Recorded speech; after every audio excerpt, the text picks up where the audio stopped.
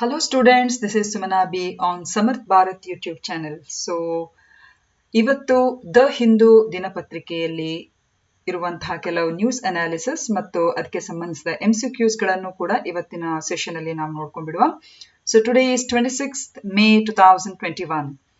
So ಇವತ್ತಿನ news ನಲ್ಲಿ ಏನಿದೆ ಅಂತ ಹೇಳಿ ನೋಡ್ಕೊಳ್ಳುವ ಮುಂಚೆ ಸಮರ್ಥ್ ಭಾರತ್ ಯೂಟ್ಯೂಬ್ ಚಾನಲ್ ನಿಮ್ಗೆ ಇಷ್ಟ ಆದ್ರೆ ದಯವಿಟ್ಟು ಅದಕ್ಕೆ ಸಬ್ಸ್ಕ್ರೈಬ್ ಮಾಡಿ ಅಂತ ಹೇಳ್ತಾ V shall move ahead. So ಇವತ್ತಿನ ನಾನು ಆಯ್ದ ನ್ಯೂಸ್ ಹೈಲೈಟ್ಸ್ ಈ ಕೆಳಕಂಡಂತಿದೆ. Over 13 lakh evacuated as Yas races towards Odisha coastline. ಈ ಎಲ್ಲವೂ ಕೂಡ ದ ಹಿಂದೂ ನ್ಯೂಸ್ ಪೇಪರ್ ಅಲ್ಲಿ ಇಟ್ಕೊಂಡು ಬರುವಂತ ಹೆಡ್ಲೈನ್ಸ್ ಇದು. ಸೊ ಜಸ್ಟ್ ಆ ಹೆಡ್ಲೈನ್ಸ್ಗೆ ಮತ್ತು ಯಾವ ಏರಿಯಾವನ್ನು ಅದು ನಮ್ಮ ಕರೆಂಟ್ ಅಫೇರ್ಸ್ ಅಲ್ಲಿ ಕವರ್ ಮಾಡಬಹುದು ನಿಮ್ಮ ಪರೀಕ್ಷೆಗೆ ಅಂತ ಹೇಳುವಂತಹ ಏರಿಯಾಸ್ ಕವರ್ಡ್ ಅನ್ನು ಕೂಡ ನಾನು ಇಲ್ಲಿ ಹಾಕಿದ್ದೇನೆ. So over 13 lakh evacuated as Yas races towards Odisha coastline. ನಿಮ್ಗೆ ಗೊತ್ತಿರುವ ಹಾಗೆ ಯಾಸ್ ಚಂಡಮಾರುತವು ಈಗಾಗಲೇ ಒಡಿಶಾ ಕರಾವಳಿ ತೀರವನ್ನು ಒಡಿಶಾ ಕರಾವಳಿ ತೀರವನ್ನು ಹಾದು ಸರಿಸುಮಾರು 13 ಜನರನ್ನು ಅಲ್ಲಿಂದ ಇವ್ಯಾಕ್ಯುಯೇಷನ್ ಮಾಡಿದ್ದಾರೆ, 13 ಲಕ್ಷ ಜನರನ್ನು ಇವ್ಯಾಕ್ಯುಯೇಷನ್ ಮಾಡಿದ್ದಾರೆ. ಸೊ ಇದು ಜಾಗ್ರಫಿಯಲ್ಲಿ ಕರೆಂಟ್ ಅಫೇರ್ಸ್ಗೆ ಸಂಬಂಧಿಸಿದಾಗಿ ಕೇಳಬಹುದಾದಂತಹ ಪ್ರಶ್ನೆ. ಅದೇ ರೀತಿ Jaiswal is a new CBI director, central bureau of ಇನ್ವೆಸ್ಟಿಗೇಷನ್ಗೆ ಸಂಬಂಧಿಸಿದ ನಿರ್ದೇಶಕರಾಗಿ ಜೈಸ್ವಾಲ್ ಅವರು ಆಯ್ಕೆಗೊಂಡಿದ್ದಾರೆ. So it can be related to polity and governance. One stop centre is to be set to aid women survivors. So ಏನಿದು ಒನ್ ಸ್ಟಾಪ್ ಸೆಂಟರ್ ಅಂತ ಹೇಳಿ ಕೂಡ ನೋಡ್ಕೊಂಡ್ಬಿಡುವ. It is related to social issues and concern. Also you have a news highlight on mucormycosis. So ಇದು COVID-19 ನ impact ಆಗಿರುವಂತಹ ಒಂದು fungal infection. ಇದಕ್ಕೋಸ್ಕರ avoid damp and dusty places ಅಂತ ಹೇಳ್ತಾ ಇದ್ದಾರೆ. So this can B basically included in health and hygiene. So at the end you can see that there are MCQs for PSI exams and also MCQs related to these news highlights pertaining to KPSC and UPSC prelims. So stay tuned and watch the session. So page number 9 ralli this is the news, that is Jaiswal is a new CBI director. So Maharashtra cadre IPS officer of the 1985 batch, Subodh Kumar Jaiswal, is currently working as a Director General of the CISF, that is Central Industrial Security Force, as the CBI Director, has been appointed for 2 years. And the government has picked him from a panel of 3 officers who were shortlisted by the PM-led panel consisting of the Chief Justice of India as well as the leader of the largest opposition party in the Lok Sabha. So ಇದನ್ನಷ್ಟೇ ನಾವು ನಿನ್ನೆ ಚರ್ಚೆ ಮಾಡಿದ್ದೇವೆ.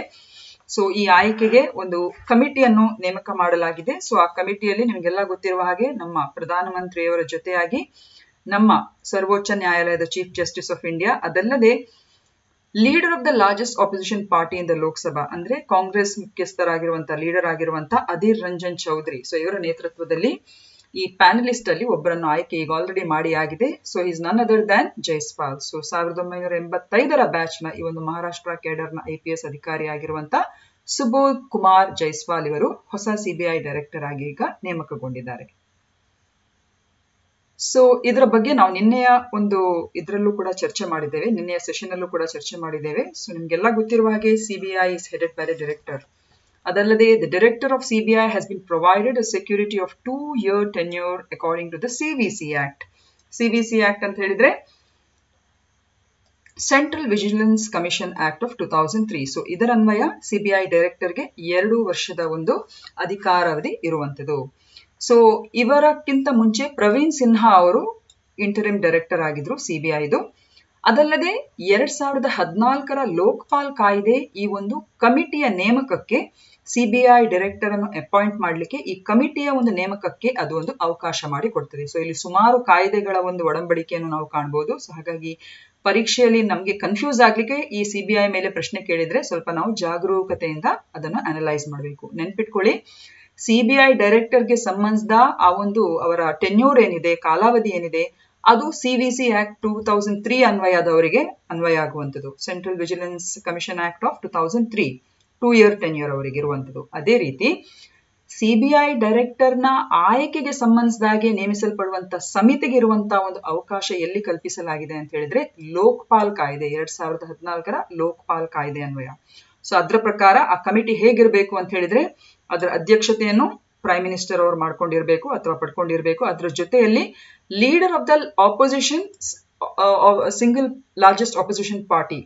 So ಈಗಿನ ಇದರಲ್ಲಿ Congress leader ಆದ Adhir Ranjan Chowdhury, who is the leader of the opposition in the Lok Sabha. So ಅವರು ಈ ಒಂದು ಸಮಿತಿಯಲ್ಲಿದ್ರು. ಅದರ ಜೊತೆಯಲ್ಲಿ ನಮ್ಮ chief justice of India. So ಈ ಅವಕಾಶ ಅಥವಾ ಈ ಸಮಿತಿಗಿರುವಂತಹ ಈ ಒಂದು ಅವಕಾಶ 2014 ನ ಲೋಕಪಾಲ್ ಕಾಯ್ದೆ ಅನ್ವಯ ಅದಕ್ಕೆ ಸಿಕ್ಕಿರುವಂತದ್ದು. ಸೊ ಇದಿಷ್ಟು ನಾವು ತಿಳ್ಕೊಂಡಿರಬೇಕು.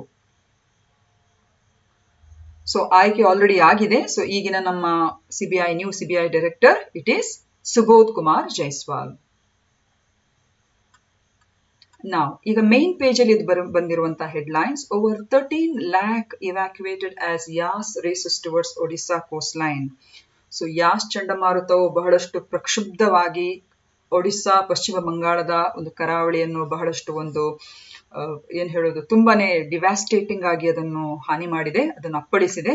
So wind speeds of 165 km/h expected during the landfall today and Bengal also to be hit. West Bengal also to be hit. ಸರಿಸುಮಾರು ಗಾಳಿಯ ವೇಗ ಪ್ರತಿ ಗಂಟೆಗೆ 165 ಕಿಲೋಮೀಟರ್ ಗಾಳಿಯ ವೇಗದ ಒಂದು ವೇಗಕ್ಕೆ ಅದು ಬಹಳಷ್ಟು ಹಾನಿಯನ್ನು ಮಾಡಲಿಕ್ಕಿದೆ. ಹಾಗೂ ಪಶ್ಚಿಮ ಬಂಗಾಳ ಮತ್ತು ಒಡಿಸ್ಸಾ ಮತ್ತು ಪೂರ್ವ ಕರಾವಳಿಯ ಹೆಚ್ಚಿನ ರಾಜ್ಯಗಳಲ್ಲಿ ಅದು ಹಾನಿಯನ್ನು ಉಂಟು ಮಾಡಲಿಕ್ಕಿದೆ. Mainly focused on Odisha and West Bengal. The Indian Meteorological Department has informed that a low pressure area is formed over the North Andaman Sea and adjoining East Central Bay of Bengal around 22nd May. So May 22ರ ಸುಮಾರಿಗೆ ಉತ್ತರ ಅಂಡಮಾನ್ ಸಮುದ್ರ ಮತ್ತು ಅದರ ಪಕ್ಕದ ಪೂರ್ವ ಮಧ್ಯ ಬಂಗಾಳ ಕೊಲ್ಲಿಯಲ್ಲಿ ಕಡಿಮೆ ಒತ್ತಡದ ಪ್ರದೇಶವು ರೂಪುಗೊಂಡಿದೆ ಎಂಬುದನ್ನು ಭಾರತ ಹವಾಮಾನ ಇಲಾಖೆ ಆಲ್ರೆಡಿ ತಿಳಿಸಿಯಾಗಿದೆ. ಅದಲ್ಲದೆ ಮೇ 24ರ ಹೊತ್ತಿಗೆ ಈ ಚಂಡಮಾರುತ ಬಹಳಷ್ಟು ತೀವ್ರಗೊಳ್ಳುವ ಸಾಧ್ಯತೆ ಎಂದು ಕೂಡ ಅವರು ತಿಳಿಸಿದ್ದಾರೆ. ಇದಕ್ಕೆ ಯಾಸ್ ಅಂತ ಹೇಳುವಂತ ಒಂದು ಹೆಸರನ್ನು ಕೂಡ ಇಟ್ಟಿದ್ದಾರೆ, ಯಾಸ್ ಚಂಡಮಾರುತ ಅಂತ ಹೇಳಿಬಿಟ್ಟು. ಸೊ ಯಾಸ್ ಎಂಬ ಹೆಸರನ್ನು ಒಮಾನ್ ದೇಶವು ಸೂಚಿಸಿದೆ. ಈ ಯಾಸ್ ಅಂದ್ರ ಇದರ ಅರ್ಥ ಇಷ್ಟೇ, ಉತ್ತಮ ಸುಗಂಧವನ್ನು ಹೊಂದಿರುವ ಇದು ಮರವನ್ನು ಸೂಚಿಸುವಂಥದ್ದು. ಇಂಗ್ಲಿಷ್ ನಲ್ಲಿ ಈ ಪದವು ಜಾಸ್ಮಿನ್ ಅಥವಾ ಮಲ್ಲಿಗೆಗೆ ಹೋಲುವಂಥದ್ದು. ಸೊ ಹೀಗೆ ಒಂದೊಂದು ದೇಶಗಳಿಗೆ ಈಗೊಂದು ಅವಕಾಶ ಸಿಗುವಂತ ಒಂದು ಪರಿಕ್ರಮವನ್ನು ನಾವು ಕಾಣಬಹುದು. ಅದರ ಜೊತೆಯಲ್ಲಿ ಯಾಸ್ನ ನಂತರ ಮುಂದಿನ ಚಂಡಮಾರುತವನ್ನು ಪಾಕಿಸ್ತಾನ್ ಈಗ ಆಲ್ರೆಡಿ ಸೂಚಿಸಿಯಾಗಿದೆ, ಅದಕ್ಕೆ ಗುಲಾಬ್ ಅಂತ ಹೆಸರಿಸುವಂತ ಸಾಧ್ಯತೆ ಇದೆ.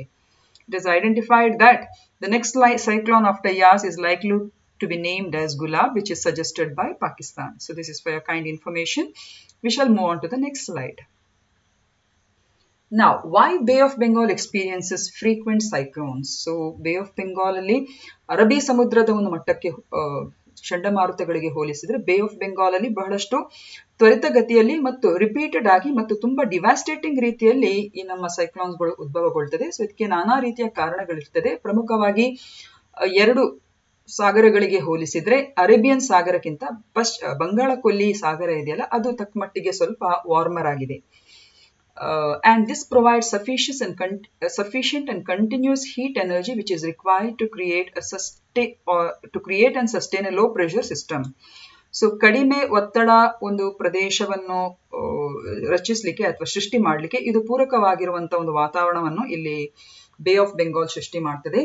And the higher sea surface temperatures and humidity are directly related with the chances of the formation of cyclone. So ಹೆಚ್ಚಾಗಿ ಸಾಗರದ ಮೇಲ್ಭಾಗದ ಒಂದು ಅತಿ ಉಷ್ಣ ಒಂದು ತಾಪಮಾನ ಏನಿದೆ ಮತ್ತು ಅದಕ್ಕೆ ಸಂಬಂಧಿಸಿದ ತೇವಾಂಶ ಏನಿದೆ ಅದು ಈ ಒಂದು ಚಂಡಮಾರುತಗಳ ಒಂದು ಹುಟ್ಟುವಿಕೆಗೆ ಅಥವಾ ಸೃಷ್ಟಿಯಾಗುವಿಕೆಗೆ ಅದು ಬಹಳಷ್ಟು ಪೂರಕವಾಗಿರುವಂತಹ ಒಂದು ವಾತಾವರಣ. ಸೊ ಇದು basically Y bay of Bengal experiences frequent cyclones. ಮತ್ತು ಅಲ್ಲಿರುವಂತಹ ಅಪಾರ ಪ್ರಮಾಣದ ಒಂದು ವ್ಯಾಪ್ತಿ ಪ್ರದೇಶ ಏನಿದೆ ಆ ಸೈಕ್ಲೋನ್ಸ್ ನ ವೇಗ ಇಮ್ಮಡಿಗೊಳಿಸಲಿಕ್ಕೆ ಹಾಗೂ ಅದು ಭೂಪ್ರದೇಶಕ್ಕೆ ಅದು ಅಪ್ಪಳಿಸುವಾಗ ಅದರ ಸ್ಪೀಡ್ ಅಥವಾ ಅದರ ವೇಗ ಇದೆಯಲ್ಲ ಅದು ಬಹಳಷ್ಟು ತ್ವರಿತ ರೀತಿಯಲ್ಲಿ ಅದು ದ್ವಿಗುಣಗೊಳ್ಳುವ ಕಾರಣ ಅದರ ಇಂಪ್ಯಾಕ್ಟ್ ಕೂಡ ಬಹಳಷ್ಟು ಜೋರಾಗಿರುವಂಥದ್ದು. So this is why bay of Bengal experiences frequent cyclones. This is in page number 9. OSC is to be set to aid women survivors. So the central government will set up one-stop centers across 10 missions to provide assistance to Indian women who are survivors of gender-based violence. So the missions where the one-stop centers will come up are Bahrain, Kuwait, Qatar, Oman, UAE, Jeddah and Riyadh in Saudi Arabia, and also Australia, Canada and Singapore. So OSC ಅಂತ ಹೇಳಿದ್ರೆ please remember ಇದು one stop centre ಅಂತ ಹೇಳುವಂಥದ್ದು.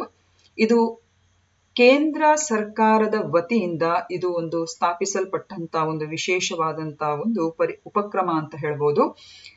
ಇದರಲ್ಲಿ ಪ್ರಮುಖವಾಗಿ ಲಿಂಗಾಧಾರಿತ ಹಿಂಸಾಚಾರದಿಂದ ಬದುಕುಳಿರುವಂತ ಅಥವಾ suffer ಆಗುವಂತ ಮಹಿಳೆಯರಿಗೆ ಇದು ನೆರವು ನೀಡಲಿಕ್ಕೆ ಇರುವಂತ ಒಂದು ವಿಶಿಷ್ಟವಾದಂತಹ ಒಂದು ಕೇಂದ್ರ. ಅಂದ್ರೆ ತ್ವರಿತಗತಿಯಲ್ಲಿ ಅವರ ಸಮಸ್ಯೆಯನ್ನು ಆಲಿಸಿ ಅದಕ್ಕೆ ಸೂಕ್ತ ಸ್ಪಂದನೆಯನ್ನು ನೀಡುವಂತ ಕೇಂದ್ರ ಇದು. So one stop centre is related to assist women who are prone to gender based violence. So ಭಾರತದಲ್ಲಿ ಬಹಳಷ್ಟು ಇಂತಹ ಕೇಂದ್ರಗಳಿವೆ. ಈಗ ಹೊಸದಾಗಿ ಇವತ್ತಿನ ದಿನಪತ್ರಿಕೆಯಲ್ಲಿ ಏನನ್ನು ಸೂಚಿಸಿದ್ದಾರೆ ಅಂತ ಹೇಳಿದ್ರೆ, ಈ ಒನ್ ಸ್ಟಾಪ್ ಸೆಂಟರ್ ಎನ್ನುವಂತಹ ಈ ಒಂದು ಮಿಷನ್ ಅನ್ನು ಅಥವಾ ಈ ಒಂದು ವ್ಯವಸ್ಥೆಯನ್ನು ಇತರ ದೇಶಗಳಲ್ಲೂ ಕೂಡ ಮಹಿಳೆಯರಿಗೆ ಸಂಬಂಧಿಸಿದಾಗಿ with special focus to the Indian women ಅವರಿಗೆ ಈ ರೀತಿಯಾಗಿ ಸಹಾಯ ಮಾಡಲಿಕ್ಕೆ ಈ ಕೇಂದ್ರಗಳನ್ನು ಅವರು ಸ್ಥಾಪಿಸುವಂಥದ್ದು. ಸೊ ಈ ಎಲ್ಲ ದೇಶಗಳಲ್ಲಿ ಈ ಒಂದು ಒನ್ ಸ್ಟಾಪ್ ಸೆಂಟರ್ಸ್ ಗಳನ್ನು ಅವರು ಸ್ಥಾಪಿಸಲಿಕ್ಕಿದ್ದಾರೆ. So this is what is mentioned in today's newspaper. Now first let us see what is this one stop center in detail. See, one stop center scheme addresses gender based violence. So one stop center andre it is related to ಲಿಂಗಾಧಾರಿತ ದೌರ್ಜನ್ಯ ಅಥವಾ ಲಿಂಗಾಧಾರಿತ ಹಿಂಸೆಗೆ ಸಂಬಂಧಿಸಿರುವಂತದ್ದು. It was implemented from 1st April 2015. 2015 ಮೊದಲನೇ April ನಿಂದ ಇದು ಜಾರಿಗೆ ಬಂದಿರುವಂತಹ ಒಂದು ಹೊಸ ಯೋಜನೆ ಅಂತಾನೆ ನಾವು ಹೇಳ್ಬೋದು. And the major aim of the scheme is to facilitate access to a wide range of services to women affected by violence. So ದೌರ್ಜನ್ಯ, ಹಿಂಸೆ, ಸೊ ಲಿಂಗ ಆಧಾರಿತ ವ್ಯವಸ್ಥೆಯಲ್ಲಿ ಬಹಳಷ್ಟು ನೋವನ್ನು ಅನುಭವಿಸಿರುವಂತ ಮಹಿಳೆ, ಅದು ವರದಕ್ಷಿಣೆ ಸಮಸ್ಯೆ ಇರ್ಬೋದು, ಲೈಂಗಿಕ ದೌರ್ಜನ್ಯ ಇರ್ಬೋದು, ಅಥವಾ ಇನ್ನೆಲ್ಲ ಬೇರೆ ಬೇರೆ ಆಯಾಮಗಳಲ್ಲಿ ಏನು ಮಹಿಳೆ ಇವತ್ತು ಉದ್ಯೋಗ ಕ್ಷೇತ್ರದಲ್ಲಿರ್ಬೋದು ಅಥವಾ ತನ್ನ ಮನೆಯ 4 ಗೋಡೆಗಳ ಮಧ್ಯೆ ಬಹಳಷ್ಟು ಒಂದು ಈ ರೀತಿಯ ದೌರ್ಜನ್ಯಕ್ಕೆ ಒಳಗಾಗ್ತಾಳೆ. ಸೊ ಅಂತಹ ಮಹಿಳೆಯರಿಗೆ ಪೂರಕವಾಗಿ ಅವರಿಗೆ ಒಂದು ಧ್ವನಿ ಆಗಿಸುವಂತಹ ಒಂದು ವಿಶಿಷ್ಟ ಯೋಜನೆ ಅಂತ ನಾವು ಇದನ್ನು ಹೇಳ್ಬೋದು. So the name is one stop centre scheme. So basic ಆಗಿ ಇದರ ಹಿನ್ನೆಲೆ ಇಷ್ಟೇ, ದಯವಿಟ್ಟು ಅರ್ಥ ಮಾಡ್ಕೊಳ್ಳಿ. ನಿಮ್ಗೆಲ್ಲ ಅನ್ಸ್ಬೋದು ಅಕ್ಕಪಕ್ಕದಲ್ಲಿ ಪೊಲೀಸ್ ಸ್ಟೇಷನ್ ಇದೆ, ಅಲ್ಲೆಲ್ಲ ಹೋಗ್ಬೋದು ಅಂತ ಹೇಳಿ ನಿಮ್ಗೆ ಅನ್ಸ್ಬೋದು. ಬಟ್ ಬೇಸಿಕಲಿ ನಮ್ಮ ದೇಶದಲ್ಲಿ ಏನಾಗಿದೆ ಅಂತ ಹೇಳಿದ್ರೆ, ಯಾವುದೇ ಒಂದು ಹೆಣ್ಣು ಮಗಳಿಗೆ ಅವಳ ಮೇಲೆ ಅತಿಯಾದಂತ ಒಂದು ದೌರ್ಜನ್ಯ ಆದ್ರೂ ಕೂಡ ಒಂದು ಪಕ್ಕದಲ್ಲಿ ಪೊಲೀಸ್ ಸ್ಟೇಷನ್ಗೆ ಹೋಗಿ ಕಂಪ್ಲೇಂಟ್ ಕೊಡುವುದು ಅಂತ ಹೇಳಿದ್ರೆ ಅವಳು ತುಂಬಾನೇ ಯೋಚನೆ ಮಾಡ್ತಾಳೆ. ಅವಳಿಗೆ ತುಂಬಾ ಇರುಸು ಆಗುವಂತ ಒಂದು ಸನ್ನಿವೇಶ. ಅದಲ್ಲದೆ ಆ ರೀತಿ ಬೇರೆ ಬೇರೆ ಒಂದು ಹಿಂಸೆಗೆ ಅವಳು ಒಳಗಾದ್ರೂ ಕೂಡ ಸಮಾಜ ಅವಳನ್ನು ನೋಡುವ ರೀತಿಯೇ ಬೇರೆ ಆಗಿರ್ತದೆ.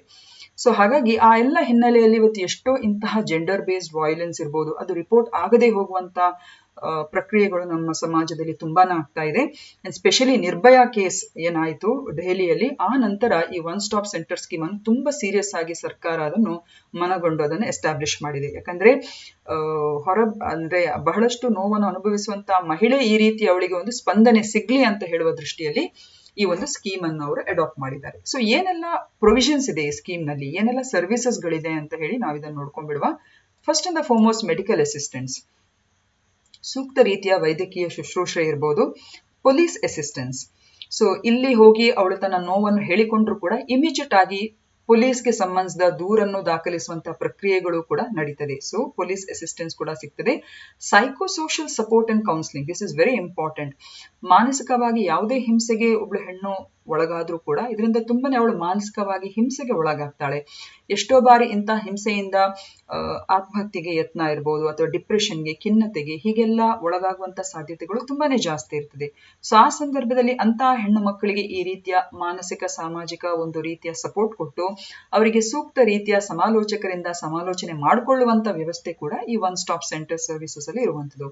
ಅದರ ಜೊತೆಯಲ್ಲಿ ಲೀಗಲ್ ಏಡ್ ಅಂಡ್ ಕೌನ್ಸಿಲಿಂಗ್, ಕಾನೂನಾತ್ಮಕವಾಗಿ ಏನಾದ್ರೂ ಅವರಿಗೆ ಸಹಾಯ ಬೇಕಿದ್ರು ಕೂಡ ಈ ಒಂದು ಸ್ಕೀಮ್ ನಡಿಯಲ್ಲಿ ಅವರಿಗೆ ಸಹಾಯ ಮಾಡ್ಲಿಕ್ಕಿದ್ದಾರೆ. ಇನ್ನೊಂದು ಶೆಲ್ಟರ್, ಕೆಲವು ಸಲ ಮನೆಯವರಿಂದಲೇ ಈ ರೀತಿಯ ಅವಳು ಹಿಂಸೆಗೆ ಒಳಗಾದ್ರೆ ಅವಳಿಗೆ ಸೂಕ್ತ ರೀತಿಯ ಮಹಿಳಾ ಕೇಂದ್ರಗಳಲ್ಲಿ ಅಥವಾ ಅದಕ್ಕೆ ಬೇಕಾಗುವ ರೀತಿಯಲ್ಲಿ ಅವರಿಗೆ ಶೆಲ್ಟರ್ಸ್ ಕೊಡುವಂಥದ್ದು. ಇನ್ನೊಂದು ವಿಡಿಯೋ ಕಾನ್ಫರೆನ್ಸಿಂಗ್ ಫೆಸಿಲಿಟಿ, ಅವಳಿಗೆ ಹೊರ ಬಂದು ಹೇಳಲಿಕ್ಕೆ ಆಗದಂತ ಒಂದು ಸನ್ನಿವೇಶ ಅಥವಾ ತುಂಬಾ ಸೂಕ್ಷ್ಮ ಇರುವಂತಹ ವಿಷಯ ಅಂತ ಹೇಳಿದ್ರೆ ವಿಡಿಯೋ ಕಾನ್ಫರೆನ್ಸಿಂಗ್ ಫೆಸಿಲಿಟಿ ಮೂಲಕ ಆದ್ರೂ ದೂರು ದಾಖಲು ಮಾಡುವಂತ ಈ ಎಲ್ಲ ವ್ಯವಸ್ಥೆಗಳು ಈ ಒನ್ ಸ್ಟಾಪ್ ಸೆಂಟರ್ ಸ್ಕೀಮ್ ಅಲ್ಲಿ ಇರುವಂತದ್ದು. So basically friends, please do remember that one stop centre scheme ಅಂತ ಹೇಳಿದ್ರೆ ಇದು ಮಹಿಳೆಯರಿಗೆ ಸಂಬಂಧಿಸಿದಾಗೆ ಲಿಂಗ ಆಧಾರಿತ ಯಾವುದೇ ಹಿಂಸೆ ಅಥವಾ ದೌರ್ಜನ್ಯಕ್ಕೆ ಸಂಬಂಧಿಸಿದ ಒಂದು ವಿಶಿಷ್ಟವಾದಂತ ಯೋಜನೆ. ಸೊ ಇದನ್ನು ನಮ್ಮ ನ್ಯೂಸ್ ಅಲ್ಲಿ ಯಾಕೆ ಇವತ್ತು ನಾವು ಹೇಳಿದ್ದೇವೆ ಅಂತ ಹೇಳಿದ್ರೆ, ಅಂದ್ರೆ ಇವತ್ತು ನ್ಯೂಸ್ ನಲ್ಲಿ ಯಾಕೆ ಬಂದಿದೆ ಅಂತ ಹೇಳಿದ್ರೆ, ಈ ಒನ್ ಸ್ಟಾಪ್ ಸೆಂಟರ್ 10 ಮಿಷನ್ ಅನ್ನು ಬೇರೆ ದೇಶಗಳಲ್ಲೂ ಕೂಡ ಎಸ್ಟಾಬ್ಲಿಷ್ ಮಾಡ್ತಾ ಇದೆ to address the women's gender based violence. Okay, okay, so ಇಲ್ಲಿ ನಾವು ಇನ್ನೊಂದು ವಿಷಯ ನೋಡ್ಬೋದು. One stop in one stop center scheme means a place where wide range of services are available to women in distress. ಇದನ್ನು already ಆಗ ಹೇಳಿ ಆಯಿತು. As on January 2020, there were 645 one-stop centers in India. ಸರಿ ಸುಮಾರು 645 one-stop ಸೆಂಟರ್ಸ್ಗಳು January 2020ಕ್ಕೆ ಇತ್ತು. ಈಗಂತೂ ಜಾಸ್ತಿ ಆಗಿದೆ. ನೆಕ್ಸ್ಟ್ ವಿಷಯ ಅಥವಾ next news item, mucormycosis avoid damp and dusty places ಅಂತ ಹೇಳ್ತಾ ಇದೆ ಈ headlines. It is in page 10 of today's the Hindu newspaper. So ಏನಿದು ಮ್ಯೂಕೋಮೈಕೋಸಿಸ್ ಅಂತ ಹೇಳಿದ್ರೆ, it is affecting COVID-19 patients, especially who are given steroids or those with controlled diabetes, says experts. So it is vital to keep COVID-19 patients' oxygen mask and the cannula sterile to prevent mucormycosis. It is a black fungus infection which is caused by a group of molds known as mucormycetes, which are present in air, water, and moist surfaces. It basically appears as a black spots in the nasal cavity, mouth, and the throat. A healthy person's immunity does not allow it to cause infection. However, it can cause severe infection in an immunocompromised person. So ಹಾಗಾದ್ರೆ ಏನು? So ಮ್ಯೂಕೋಮೈಕೋಸಿಸ್ ಅಂತ ಹೇಳಿದ್ರೆ ಇಲ್ಲಿ headlines ಹೇಳ್ತಾರೆ, ಆದಷ್ಟು ಥಂಡಿ ಮತ್ತು ಕೊಳಕು ಅಂತಲ್ಲ, ತುಂಬಾ ಧೂಳು ಇರುವಂತ ಒಂದು ಜಾಗಗಳಿಂದ ಇವರನ್ನು ನಾವು ಸ್ವಲ್ಪ ತಕ್ಕಮಟ್ಟಿಗೆ ಸಂರಕ್ಷಿಸಬೇಕು. ಆದಷ್ಟು ನಾವು ಅದನ್ನು ಅವಾಯ್ಡ್ ಮಾಡಬೇಕು. ಒಟ್ಟಾರೆಯಾಗಿ ನಾವು ಇರುವಂತ ವಾಸ್ತವ್ಯ ಇರಬಹುದು, ನಾವಿರುವಂತ ಪ್ರದೇಶವನ್ನು ಈ ಎಲ್ಲ ಆದಷ್ಟು ಡ್ಯಾಂಪ್ನೆಸ್ ಮತ್ತು ಧೂಳಿನಿಂದ ಸ್ವಲ್ಪ ನಾವು ಮುಕ್ತ ಇರುವ ಹಾಗೆ ನೋಡಬೇಕು. ಸ್ಪೆಷಲಿ COVID-19 ಪೇಷಂಟ್ಸ್ ಒಂದು ವೇಳೆ ರಿಕವರ್ ಆಗ್ತಾ ಇದ್ರೆ ಆ ಜಾಗವನ್ನು ಅವರಿರುವಂತ ಪ್ಲೇಸ್ ಅನ್ನು ತುಂಬಾನೇ ಈ ರೀತಿ ಸ್ವಚ್ಛತೆಯಿಂದ ಹೈಜಿನಿಕ್ ಆಗಿ ಇಟ್ಕೊಬೇಕು. ಯಾಕೆ ಅಂತ ಹೇಳಿದ್ರೆ, ಇವಾಗ ಹೊಸದಾಗಿ ನಿಮ್ಗೆಲ್ಲ ಗೊತ್ತಿರುವ ಹಾಗೆ ಮ್ಯೂಕೋಮೈಕೋಸಿಸ್ ಅಂತ ಹೇಳುವಂತ ಒಂದು ಇನ್ಫೆಕ್ಷನ್, ಅದು COVID-19 ಪೇಷಂಟ್ಸ್ಗಳಿಗೆ ತುಂಬಾನೇ ಅದು ಬಾಧೆಯನ್ನು ಉಂಟು ಮಾಡ್ತಾ ಇದೆ.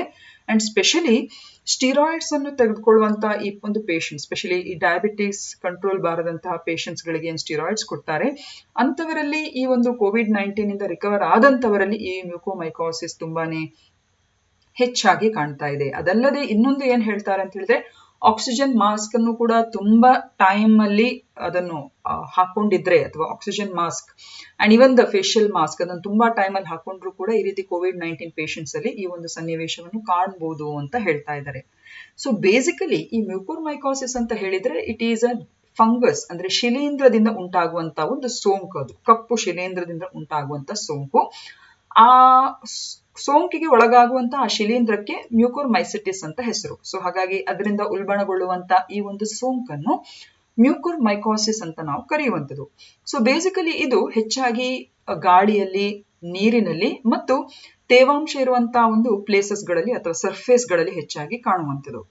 ಹಾಗೂ ಇದು ಸೋಂಕಿಗೆ ಒಳಗಾದವರಲ್ಲಿ ಇದು ಅವರ ಮೂಗಿನ ಭಾಗ, ಬಾಯಿ ಮತ್ತು ಗಂಟಲಿನಲ್ಲಿ ಈ ಕಪ್ಪು ಸ್ಪಾಟ್ಗಳಾಗಿ ಅದು ಗೋಚರಿಸ್ತದೆ. ಸೊ ಹಾಗಾಗಿ ಅದನ್ನು ಬ್ಲ್ಯಾಕ್ ಫಂಗಸ್ ಅಂತ ಹೇಳಿ ಆ ರೀತಿಯಾಗಿ ಕರೀತಾರೆ. ಆದ್ರೆ ಒಂದು ವಿಷಯ ಏನು ಅಂತ ಹೇಳಿದ್ರೆ, ಇಮ್ಯುನಿಟಿ, ಒಂದು ಆರೋಗ್ಯವಂತ ಮತ್ತು ರೋಗ ನಿರೋಧಕ ಶಕ್ತಿ ಒಳ್ಳೆ ಇರುವಂತ ಯಾವುದೇ ವ್ಯಕ್ತಿಯಲ್ಲಿ ಈ ಒಂದು ಇನ್ಫೆಕ್ಷನ್ ಅದೇನು ದೊಡ್ಡದಾಗಿ ಆಗುವುದಿಲ್ಲ, ಅಥವಾ ಆ ಇನ್ಫೆಕ್ಷನ್ಗೆ ಅವರು ಒಳಗಾಗುವುದೇ ಇಲ್ಲ. ಆದ್ರೆ ಇದು ಹೆಚ್ಚು ಯಾರನ್ನು ಬಾಧಿಸ್ತದೆ ಅಂತ ಹೇಳಿದ್ರೆ, ಈ ಫಂಗಲ್ ಇನ್ಫೆಕ್ಷನ್ ಯಾರು ಇಮ್ಯುನೋಕಾಂಪ್ರಮೈಸ್ ಅಂತ ಹೇಳಿದ್ರೆ ಯಾವುದೇ ಒಂದು ಸೋಂಕಿಗೆ ಒಳಗಾಗಿ ಅವರ ರೋಗ ನಿರೋಧಕ ಶಕ್ತಿ ತುಂಬಾನೇ ದುರ್ಬಲಗೊಂಡಿರ್ತದಲ್ಲ, ಅಂತವರಲ್ಲಿ ಈ ಸೋಂಕು ಒಂದು ವೇಳೆ ಅವರಿಗೆ ತಗಲಿದ್ರೆ ಅದು ತುಂಬಾನೇ ಸೀರಿಯಸ್ ಆಗಿ ಅದು ಪರಿಗಣಿಸ್ತದೆ. ಸೊ ಹಾಗಾಗಿ ವೈದ್ಯರು ಏನ್ ಹೇಳ್ತಾ ಇದ್ದಾರೆ ಅಂತ ಹೇಳಿದ್ರೆ, ಆದಷ್ಟು ಡಸ್ಟಿ ಪ್ಲೇಸಸ್ ಅನ್ನು ಅವಾಯ್ಡ್ ಮಾಡಬೇಕು. ಅಂಡ್ ಸ್ಪೆಷಲಿ COVID-19 ಪೇಷಂಟ್ಸ್ ಒಂದು ವೇಳೆ ಮನೆಯಲ್ಲಿ ರಿಕವರ್ ಆಗ್ತಾ ಇದ್ರೆ ಆದಷ್ಟು ಅವರ ಆಕ್ಸಿಜನ್ ಮಾಸ್ಕ್ಗಳು ಇರ್ಬೋದು, ಅವ್ರು ಹಾಕುವಂತ ಮಾಸ್ಕ್ ಇರ್ಬೋದು, ಮತ್ತು ಕ್ಯಾನ್ಯುಲಾ ಅಂತ ಹೇಳ್ತೇವಲ್ಲ, ಅದು ಮೂಗಿನ ಬಳಿ ಇರ್ತಾರೆ, ಆ ಸ್ಟೆರೈಲ್ ಇಂಜೆಕ್ಷನ್ಸ್ ಅಂದ್ರೆ ಅದರ ಮೂಲಕ ಆಕ್ಸಿಜನ್ ತಲುಪುವ ರೀತಿಯಲ್ಲಿ ಏನಿದೆ ಅದನ್ನೆಲ್ಲ ಸ್ಟೆರೈಲ್ ಮಾಡಿ ಇಟ್ಕೊಂಡು ನೀಟಾಗಿ ಇಟ್ಕೊಬೇಕು ಅಂತ ಹೇಳುವಂಥದ್ದು. So this is about mucormycosis.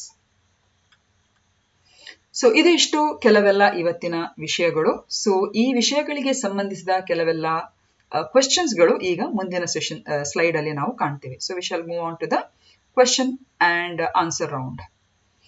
So this can be a probable MCQs for KPSC and UPSC question. What is the expansion of ECMO that is used in COVID-19 treatment? ECMO ಇದರ ವಿಸ್ತೃತ ರೂಪವನ್ನು ಹೇಳಿ, ಇದು COVID-19 ಟ್ರೀಟ್ಮೆಂಟ್ಗಳಲ್ಲಿ ಈಗ ಬಳಕೆಯಾಗ್ತಾ ಇದೆ. So ECMO ಅಂದ್ರೆ ಏನು?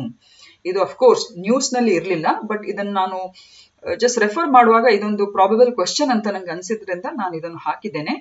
I will tell you what it is. Now you have to answer what do you mean by ECMO? What is the expansion of ECMO? ECMO ನ ವಿಸ್ತೃತವಾದ ರೂಪವನ್ನು ಹೇಳಿ. ಸೊ ಇಲ್ಲಿ option B is a right answer. Extracorporeal membrane oxygen. Okay, ECMO means extracorporeal membrane oxygen. So ಏನಿದು ಅಂತ ಹೇಳಿ ನಾವಿಲ್ಲಿ ತಿಳ್ಕೊಂಡ್ಬಿಡುವ. See, in extreme cases of COVID-19, doctors choose to apply ECMO. Okay, extracorporeal membrane oxygen for critically ill patients. So ಯಾರು COVID-19 ಇಂದ ತುಂಬಾ ಬಹಳಷ್ಟು critical ಆಗಿ suffer ಆಗ್ತಾರೋ ಅಂತವರಿಗೆ ಡಾಕ್ಟರ್ಸ್ ಈ ECMO ಅನ್ನು ಅಳವಡಿಸ್ತಾರೆ. ಸೊ ಕ್ರಿಟಿಕಲಿ ಇಲ್ ಪೇಷಂಟ್ಸ್. ಸೊ ECMO ಅಂತ ಹೇಳಿದ್ರೆ ಎಕ್ಸ್ಟ್ರಾ ಕಾರ್ಪೊರಲ್ ಮೆಂಬ್ರೇನ್ ಆಕ್ಸಿಜನ್. ಇದು ಯಾವಾಗ ಯೂಸ್ ಮಾಡ್ತಾರೆ? when the oxygen support fails and when patients are not able to respond to interventions like mechanical ventilation, doctors may choose to apply ECMO, which acts as an artificial heart and pair of artificial lungs outside the body. So ECMO ಅಂತ ಹೇಳಿದ್ರೆ ಅದೊಂದು mechanism ಅಂತ ಹೇಳಿದ್ರೆ it is basically an apparatus where ಈ pacemaker ಅಂತ ಏನ್ ಹೇಳ್ತೇವೆ ನೋಡಿ, ಆರ್ಟಿಫಿಷಿಯಲ್ ಪೇಸ್ ಮೇಕರ್ ಅಂತ ಹೇಳ್ಬಿಟ್ಟು, ಈಗ ನಮ್ಮ ಹೃದಯದ ಪೇಸ್ ಮೇಕರ್ ಕೆಲವು ಸಲ ನಿಷ್ಕ್ರಿಯಗೊಳ್ಳುವಾಗ ಹೇಗೆ ಆರ್ಟಿಫಿಷಿಯಲ್ ಪೇಸ್ ಮೇಕರ್ ಅನ್ನು ಅಳವಡಿಸ್ತಾರೋ ಅದೇ ರೀತಿ ಆರ್ಟಿಫಿಷಿಯಲ್ ಹಾರ್ಟ್ ಯಾವಾಗ ತುಂಬಾನೇ ಕ್ರಿಟಿಕಲ್ ಆಗಿ ಪೇಷಂಟ್ಸ್ ಗಳ ಒಂದು ಲಂಗ್ ಅಂದ್ರೆ ಅವರ ಶ್ವಾಸಕೋಶ ಹಾಗೂ ಹಾರ್ಟ್ ಕೂಡ ನಿಷ್ಕ್ರಿಯಗೊಳ್ತಾ ಬರ್ತದೆ, ಆಗ ಇದನ್ನು ಹೆಚ್ಚಾಗಿ ಆರ್ಟಿಫಿಷಿಯಲ್ ಹಾರ್ಟ್ ಗೆ ಸಂಬಂಧಿಸಿದಾಗೆ ಮತ್ತು artificial lungs, it's a pair of artificial lungs outside the body and through that they try to resurrect the patient. ಅಂದ್ರೆ ಸಾಧ್ಯವಾದಷ್ಟು ಅವರು ವಾಪಸ್ ನಾರ್ಮಲ್ ಪ್ಯಾರಾಮೀಟರ್ಸ್ ಗೆ ಬರುವ ರೀತಿಯಲ್ಲಿ ಡಾಕ್ಟರ್ಸ್ ಇದನ್ನು ಟ್ರೈ ಮಾಡುವಂಥದ್ದು. So it is ECMO, that is extracorporeal membrane oxygen. ಇದು ಒಂದು ಇಂಪಾರ್ಟೆಂಟ್ ಪ್ರಶ್ನೆ. ಇದರ ಬಗ್ಗೆ ನಾವು ನಿನ್ನೆಯ ನ್ಯೂಸ್ ಅಲ್ಲೂ ಕೂಡ ಡಿಸ್ಕಸ್ ಮಾಡಿದ್ದೇವೆ. ಸೊ ಹಾಗಾಗಿ ಇದು ನಿಮಗೆ ಈಸಿ ಆಗ್ಬೋದು ಅಂತ ಅನ್ಸುತ್ತೆ. UPSC KPSC ಅಲ್ಲಿ ಡೆಫಿನೆಟ್ ಆಗಿ ಇದನ್ನು ಕೇಳುವಂತ ಚಾನ್ಸಸ್ ಇದೆ. ಸೊ ಫಸ್ಟ್ ಸ್ಟೇಟ್ಮೆಂಟ್, ಇದು ಸ್ಟೇಟ್ಮೆಂಟ್ ರೂಪ ಪ್ರಾಬ್ಲಮ್ಗಳು. ಸೊ ಹಾಗಾಗಿ UPSC KPSC ಅಲ್ಲಿ ಜಾಸ್ತಿಯಾಗಿ ಕೇಳುವಂತ ಸಂಭಾವ್ಯತೆ ಇದೆ. ಸೊ ಫಸ್ಟ್ ಸ್ಟೇಟ್ಮೆಂಟ್ ಏನ್ ಹೇಳ್ತದೆ? CBI ಕೇಂದ್ರ ಸರ್ಕಾರದ ಸಿಬ್ಬಂದಿ ಸಾರ್ವಜನಿಕ ಕುಂದುಕೊರತೆ ಮತ್ತು ಪಿಂಚಣಿ ಸಚಿವಾಲಯದ ಅಡಿಯಲ್ಲಿ ಕಾರ್ಯನಿರ್ವಹಿಸುತ್ತದೆ ಅಂತ ಫಸ್ಟ್ ಸ್ಟೇಟ್ಮೆಂಟ್ ಹೇಳ್ತದೆ. ಎರಡನೇ ಸ್ಟೇಟ್ಮೆಂಟ್ ಏನ್ ಹೇಳ್ತದೆ? CBIಗೆ ಮಾಹಿತಿ ಹಕ್ಕು ಕಾಯ್ದೆಯ ವ್ಯಾಪ್ತಿಯಿಂದ ವಿನಾಯಿತಿ ಇಲ್ಲ. ಓಕೆ. ಮೂರನೇ ಸ್ಟೇಟ್ಮೆಂಟ್, CBI ಇಂಟರ್ಪೋಲ್ನೊಂದಿಗಿನ ಸಂಪರ್ಕಕ್ಕಾಗಿ ಭಾರತದ ಅಧಿಕೃತವಾಗಿ ಗೊತ್ತುಪಡಿಸಿದ ಏಕೈಕ ಸಂಪರ್ಕ ಕೇಂದ್ರವಾಗಿದೆ. CBI is India's officially designated single point of contact for liaison with the Interpol. So ಈ ಮೂರು ಸ್ಟೇಟ್ಮೆಂಟ್ಗಳಲ್ಲಿ ಯಾವುದು ಕರೆಕ್ಟ್ ಆಗಿರುವಂತ ಸ್ಟೇಟ್ಮೆಂಟ್? ಸೊ ಇಲ್ಲಿ of course option B is right answer. First statement correct ಆಗಿದೆ, ಸೆಕೆಂಡ್ ಸ್ಟೇಟ್ಮೆಂಟ್ ಡೆಫಿನೆಟ್ಲಿ ಕರೆಕ್ಟ್ ಆಗಿದೆ, ಅದೇ third statement ತಪ್ಪು. Okay, ಯಾಕಂದ್ರೆ CBI is exempted from the purview of the Right of Information Act 2005. RTI act ನ ವ್ಯಾಪ್ತಿಯೊಳಗೆ CBI ಬರುವುದಿಲ್ಲ. So ಅದನ್ನು ನಾವು ನೆನ್ಪಿಟ್ಕೊಳ್ಬೇಕು. ಮತ್ತು ಫಸ್ಟ್ ಸ್ಟೇಟ್ಮೆಂಟ್ ನೋಡಿದ್ರೆ of course CBI Ministry of Personal Public Grievances and Pensions of the Central Government ಅಂತ ಆ ಸಚಿವಾಲಯದ ಅಡಿಯಲ್ಲಿ ಬರುವಂಥದ್ದು. And CBI is also India's official designated single point of contact for liaison with the Interpol. So Interpol ನ ಬಗ್ಗೆ ನಿಮಗೆಲ್ಲ ಗೊತ್ತಿದೆ. It is International Police Organization ಅಂತ ಹೇಳುವಂಥದ್ದು, and it is basically an organization that facilitates worldwide police cooperation and crime control. So ವಿಶ್ವಾದ್ಯಂತ ಇರುವಂತಹ ಒಂದು police ಸಹಕಾರ ಮತ್ತು ಅಪರಾಧ ಒಂದು ನಿಯಂತ್ರಣಕ್ಕೋಸ್ಕರ ಇರುವಂತಹ ಒಂದು ಅಂತಾರಾಷ್ಟ್ರೀಯ ಮಟ್ಟದ ಸಂಸ್ಥೆ. ಹಾಗೂ ನಮ್ಮ ದೇಶದಲ್ಲಿ ಸಂಬಂಧಿಸಿದಾಗೆ ಈ ಇಂಟರ್ಪೋಲ್ ಅಂತ ಹೇಳಿದ್ರೆ ಅದರ ಕೇಂದ್ರ ಕಚೇರಿ ಇರುವುದು ಲಯನ್, ಫ್ರಾನ್ಸ್ ನಲ್ಲಿ ಇರುವಂತದ್ದು. ಸೊ ಆ ಕೇಂದ್ರದೊಟ್ಟಿಗೆ ಯಾವ್ದಾದ್ರು ಅಂತಾರಾಷ್ಟ್ರೀಯ ವಿಚಾರದಲ್ಲಿ ಒಂದು ಸಹಕಾರ ಬೇಕು ಅಂತ ಹೇಳಿದ್ರೆ ನಮ್ಮ ದೇಶದಕ್ಕೆ ಸಂಬಂಧಪಟ್ಟ ಸಂಸ್ಥೆ ಯಾವುದು ಅಂತ ಹೇಳಿದ್ರೆ ಇಟ್ ಇಸ್ ನನ್ other than the CBI. So ಹಾಗಾಗಿ both 1 and 3 statements are correct statements. So this is just the explanation. So ನಿಮಗೆಲ್ಲ ಗೊತ್ತಿರುವ ಹಾಗೆ the CBI came into being during the World War II only. ಯುದ್ಧ ಮತ್ತು ಸರಬರಾಜು ಇಲಾಖೆಯಲ್ಲಿನ ಭ್ರಷ್ಟಾಚಾರದ ಪ್ರಕರಣಗಳನ್ನು ತನಿಖೆ ಮಾಡುವ ಅವಶ್ಯಕತೆ ಇದೆ ಎಂದು ಬ್ರಿಟಿಷ್ ಕಾಲದ ವಸಾಹತುಶಾಹಿ ಸರ್ಕಾರವು ಅದನ್ನು ಭಾವಿಸಿ 2ನೇ ವಿಶ್ವಯುದ್ಧದ ಸಮಯದಲ್ಲಿ ಸಿಬಿಐನ ಅಸ್ತಿತ್ವಕ್ಕೆ ಅದು ಕಾರಣ ಆಯಿತು. ಸೊ 1941ರಲ್ಲಿ ಒಂದು ಕಾನೂನು ಬಂತು. ಆ ನಂತರ ಅದೇ ಕಾನೂನು DSP ಆಕ್ಟ್ ಅಂತ ಅದು ನಾಮಕರಣಗೊಂಡಿತು. Delhi special police establishment act ಅಂತ ಹೇಳಿಬಿಟ್ಟು 1946ರಲ್ಲಿ ಆ ಕಾಯ್ದೆ ಜಾರಿಗೆ ಬಂತು. ಆ ಕಾಯ್ದೆ ಅನ್ವಯ ಈ ಸಿಬಿಐನ ಒಂದು ಫಾರ್ಮೇಶನ್ ಉಂಟಾಗಿರುವಂತದ್ದು. ಇದು ಜಸ್ಟ್ ಅದರ ಶಾರ್ಟ್ ಹಿನ್ನೆಲೆ. And the act to be set up by the CBI was basically not passed by the parliament, and it was created by an executive order of the government. So in that sense, CBI is not a statutory body. So ಈಗ ನಮ್ಮ ಪ್ರಶ್ನೆಯಲ್ಲಿದ್ದ ಹಾಗೆ CBI ಯಾವುದರ ಅಡಿಯಲ್ಲಿ ಅಥವಾ ಯಾವ ಸಚಿವಾಲಯದ ಅಡಿಯಲ್ಲಿ ಕಾರ್ಯನಿರ್ವಹಿಸುತ್ತದೆ ಅಂತ ಹೇಳಿದ್ರೆ, it is Ministry of Personal Public Grievances and Pensions, which is under the central government, and it is exempted from the purview of the RTI Act of 2005. ಮಾಹಿತಿ ಹಕ್ಕು ಕಾಯ್ದೆಯ ವ್ಯಾಪ್ತಿಯಿಂದ ಈ ಸಂಸ್ಥೆಗೆ ವಿನಾಯಿತಿ ಪಡೆದಿದೆ. ಅದಲ್ಲದೆ ಸಿಬಿಐ ಇಂಟರ್ಪೋಲ್ನೊಂದಿಗೆ ಸಂಪರ್ಕಕ್ಕಾಗಿ ಭಾರತದ ಅಧಿಕೃತವಾಗಿ ಗೊತ್ತುಪಡಿಸಿದ ಒಂದು ಏಕೈಕ ಸಂಪರ್ಕ ಕೇಂದ್ರವಾಗಿದೆ. Okay, once again I repeat, Interpol ಅಂತ ಹೇಳಿದ್ರೆ it is international police organisation, and basically it is the organisation that facilitates worldwide police cooperation and crime control. So ಇದರ ಕೇಂದ್ರ ಕಚೇರಿ ಲಯಾನ್, LYON, ಇದು ಫ್ರಾನ್ಸ್ನಲ್ಲಿ ಇರುವಂಥದ್ದು, ಫ್ರಾನ್ಸ್ ದೇಶದಲ್ಲಿ ಇರುವಂಥದ್ದು. ಇಂಟರ್ಪೋಲ್ ಇದು ನಾನು ಹೇಳೋದು. Okay, yes. ಇನ್ನೊಂದು ಇದು PSIಗೂ ಕೇಳಬಹುದು, ಯಾಕಂದ್ರೆ ಇದೊಂದು ಡೈರೆಕ್ಟ್ ಪ್ರಶ್ನೆ. Who has been appointed as a new director of the CBI? So ಕೇಂದ್ರ ತನಿಖಾ ದಳದ ಹೊಸ ನಿರ್ದೇಶಕರನ್ನಾಗಿ ಯಾರನ್ನು ನೇಮಿಸಲಾಗಿದೆ? ಅಫ್ಕೋರ್ಸ್ ಮಹಾರಾಷ್ಟ್ರ ಕೇಡರ್ನ IPS ಅಧಿಕಾರಿ Subodh Kumar Jaiswal. It's the right answer. ಇನ್ನೊಂದು ಪ್ರಶ್ನೆ ಇದೆ ಇಲ್ಲಿ. ಹೌದು, ಇವತ್ತಿನ ಕೊನೆ ಪ್ರಶ್ನೆ.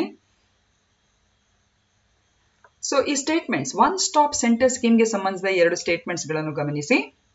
It is implemented by the ministry of women and child development. ಇದನ್ನು ಮಹಿಳಾ ಮತ್ತು ಮಕ್ಕಳ ಅಭಿವೃದ್ಧಿ ಸಚಿವಾಲಯವು ಜಾರಿಗೆ ತಂದಂತಹ ಒಂದು ಯೋಜನೆ. ಮತ್ತು ತೊಂದರೆಯಲ್ಲಿರುವ ಮಕ್ಕಳಿಗೆ ಅವಿಭಾಜ್ಯ ಬೆಂಬಲ ಮತ್ತು ಸಹಾಯವನ್ನು ನೀಡುವುದು ಈ ಯೋಜನೆಯ ಉದ್ದೇಶವಾಗಿದೆ. ಹಿಂಸಾಚಾರ ಮತ್ತು ತೊಂದರೆಯಲ್ಲಿರುವ ಮಕ್ಕಳಿಗೆ ಅವಿಭಾಜ್ಯ ಬೆಂಬಲ ಮತ್ತು ಸಹಾಯವನ್ನು ನೀಡುವುದು ಈ ಯೋಜನೆಯ ಉದ್ದೇಶವಾಗಿದೆ. ಐ ನೋ ಡೆಫಿನೆಟ್ಲಿ ನೀವೆಲ್ಲರೂ ಕೂಡ ಇದಕ್ಕೆ ಕರೆಕ್ಟ್ ಉತ್ತರನೇ ಕೊಡ್ತೀರಾ, ಯಾಕಂದ್ರೆ ಆಲ್ರೆಡಿ ನಾವು ಡಿಸ್ಕಸ್ ಮಾಡಿ ಆಗಿದೆ. ಸೊ ಇದರಲ್ಲಿ ಕರೆಕ್ಟ್ ಸ್ಟೇಟ್ಮೆಂಟ್ ಯಾವ್ದು ಹೇಳಿ? One only. ಅಫ್ಕೋರ್ಸ್ ಈ ಒನ್ ಸ್ಟಾಪ್ ಸೆಂಟರ್ ಸ್ಕೀಮ್ ಎಂಬುದು ಮಹಿಳಾ ಮತ್ತು ಮಕ್ಕಳ ಅಭಿವೃದ್ಧಿ ಸಚಿವಾಲಯದ ಅಡಿಯಲ್ಲಿ ಜಾರಿಗೆ ಬಂದಿರುವಂತಹ ಒಂದು ಸ್ಕೀಮ್ ಅದು. ಆದರೆ ಅದು ಮಕ್ಕಳಿಗೆ ಸಂಬಂಧಿಸಿದಲ್ಲ. But it is the scheme which is to provide integral support and assistance to women who are affected by violence and distress. So ಇದು ಮಹಿಳೆಯರು ಜೆಂಡರ್ ವೈಲೆನ್ಸ್ ಅಥವಾ ಮಹಿಳೆಯರು ಬೇರೆ ಬೇರೆ ದೌರ್ಜನ್ಯಕ್ಕೆ ಒಳಗಾದಂತಹ ಸಂದರ್ಭದಲ್ಲಿ ಅವರಿಗೆ ಬೆಂಬಲ ಮತ್ತು ಸಹಾಯವನ್ನು ನೀಡುವಂತಹ ಒಂದು ವಿಶಿಷ್ಟವಾದಂತಹ ಒಂದು ಯೋಜನೆ ಆಗಿದೆ. ಸೊ ಹಾಗಾಗಿ ಈ ಸ್ಟೇಟ್ಮೆಂಟ್ ರಾಂಗ್ ಆಗಿದೆ. ಸೊ ಇದಿಷ್ಟು ಇವತ್ತಿನ ಈ ಒಂದು ನ್ಯೂಸ್ನ ಒಂದು ವಿಶ್ಲೇಷಣೆ ಮತ್ತು ಈ ಒಂದು ಕಿರು MCQs ನ ಪರಿಚಯ. ಸೊ ನಿಮಗೆ ಈ ಒಂದು ಸೆಷನ್ ಲೈಕ್ ಆದರೆ ದಯವಿಟ್ಟು ಲೈಕ್ ಮಾಡಿ ಹಾಗೂ ನಿಮ್ಮ ಫ್ರೆಂಡ್ಸ್ಗಳಿಗೂ ಕೂಡ ಶೇರ್ ಮಾಡಿ ಅಂತ ಹೇಳ್ತಾ I end this session. Have a nice day and take care.